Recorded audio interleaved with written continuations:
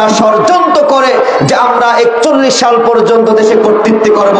আল্লাহর পরিকল্পনা 24-এ 5 আগস্টে থাপ্পড় দিয়ে মামুর বাড়ি দিল্লি পাঠা দেব। কথা কোন ঠিক কিনা? রাজনীতির কথা বাদ দেন, কোন রাজনীতির কথা বলতে চান?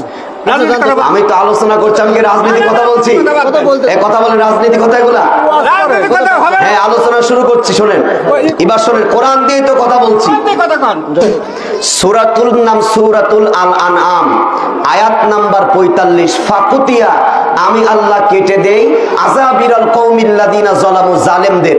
আচ্ছা, জালেমে কোন সময় আল্লাহ গাছটা কেটে দেয়? এইবার কোরআন দিয়ে শোনেন, যেহেতু উনি কথাটা উঠালো আমি বলি।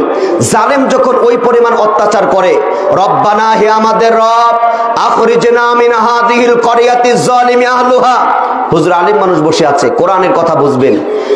আল্লাহ আমাদের দেশের অত্যাচার করছে, নির্যাতন করছে। আল্লাহ আপনি এই জালেমের শাসক থেকে আপনি হেফাজত করে আমাদের উপরে ওমা আলাকুম মিন নাসিরিন একজন ভালো ব্যক্তি পাঠায় দেয়। সুবহানাল্লাহ বলেন।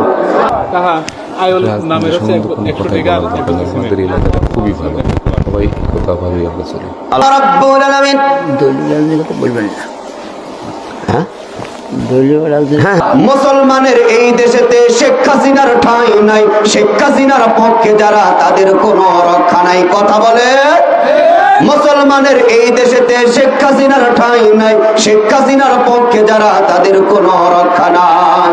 এই দেশেতে থাকতে হলে কোরআন মানতে হবে। কোরআন না মানলে তারা বিতাড়িত হবে।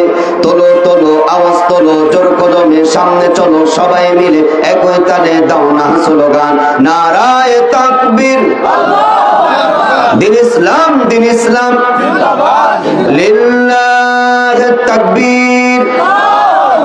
ইসলামের জন্য দেশের হয়েছে জন্ম, ইসলামের বিরুদ্ধে গেলে দেশ হবে ভিন্ন। ইসলামের বিরুদ্ধে যারা নিয়েছে অবস্থান, এই বাংলায় ঠাই হবে না। যাও হিন্দুস্তান, যাও হিন্দুস্তান, তোলো তোলো, আওয়াজ তোলো, জোর কদমে সামনে চলো, সবাই মিলে একই তালে দাও না স্লোগান, নারায়ে তাকবীর,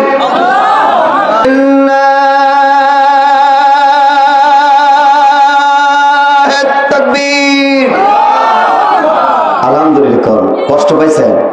কিছু কথা কি আপনারা শোনানো যাবে? নতুন মানুষ আসলাম, এলোমেলো হয়ে যদি দূরে বসে থাকেন, শয়তান দেখতে পরে পিন মারবে। কথা কয় না কে? এই শয়তান আছে না নাই? এই শয়তান কি আছে? তা আপনি কি শয়তানের দলের লোক নাকি কার দলের লোক? আল্লাহর দলের লোক। আল্লাহর দলের লোক। আপনারা প্রত্যেকে কোরআনকে কি ভালোবাসেন? কোরআনকে কি ভালোবাসেন? আমি বলছি, আপনাদের যদি তাবারক যেহেতু নাই মামু, আধা ঘন্টা পর ভালো লাগলে চালামু, আর যদি না ভালো লাগে দোয়া করে দিব। আমার কি এত চালানোর দরকার আছে? আজ না হয় কাল আবার আরেক জায়গায় আমার ওয়াজ করাই লাগবে। কথা বোঝেন না? এই জন্য আপনাদের জন্য আমি আলোচনা করব কিছু, আজকে ইমানে বৃদ্ধি করার জন্য, পরকালে আল্লাহর কাছে পার পাওয়ার জন্য কিছু কথা বলবো। আলেম মানুষ পাশে বসে আছেন, যা বলবো সব বুঝবে। একটু সামনের দিকে আসেন, একটু সামনের দিকে আসেন। আমরা ওই জামানায় নাই যেই জামানায় ধোঁকাবাজি দিয়ে কোরআনের মাহফিল করার জন্য জায়গায় জায়গায় পারমিশন নিতে গিয়ে আপনার এক জোড়া জুতাও ক্ষয় হয়ে যায়, তবুও কোরআনের মাহফিল দেওয়া যায় না। কথা কোন ঠিক কিনা? এখন ওই সমস্ত স্বৈরাচার সব পালিয়েছে, আমরা আছি ইমানদার। কথা কোন ঠিক কিনা? আমরা আছি কিদার? কথা বলেন, আমরা কি আছি? কোথায় আওয়ামী লীগ, কোথায় কাদের কাকা, কোথায় গেল ওই জালিমের গরম গরম কথা? কথা কোন ঠিক কিনা? কোথায় আওয়ামী লীগ, কোথায় কাদের কাকা, কোথায় গেল ওই জালিমের গরম গরম কথা? খেলা হবে, খেলা হবে, খেলা হবে বইলে কাকা গেল পালায়া, স্বৈরাচার পালাইছে দেশটা সারিয়া, হাসিনা পালাইছে দেশটা সারিয়া। কথা বলেন ঠিক কিনা? আমার ভাইরা, আমার বন্ধুরা, আমার স্বৈরাচার তো পালাবেই, কারণ আল্লাহ বলেছেন, আল্লাহ সূরা আল আহজাবের মধ্যে 45 নম্বর আয়াতের মধ্যে আল্লাহ বলেন, ফাকুতিয়া আযাবিরাল কওমিল্লাযিনা যালামু, জালেম যখন অত্যাচার করে আল্লাহ তাআলা ওই জালেমের শিকড় কেটে দেয়। চিৎকার দিয়ে বলা যাবে নাকি আল্লাহু আকবার? আর জোরে বলেন আল্লাহু আকবার। জালেমের শিকড় কেটে দেয়, গাছের ঢালপালা কাটলে মামু গাছ বেঁচে থাকে, শিকড় যদি কেটে যায় তাহলে কি বাঁচতে পারে? এই কথা কোন গাছ কি বাঁচে?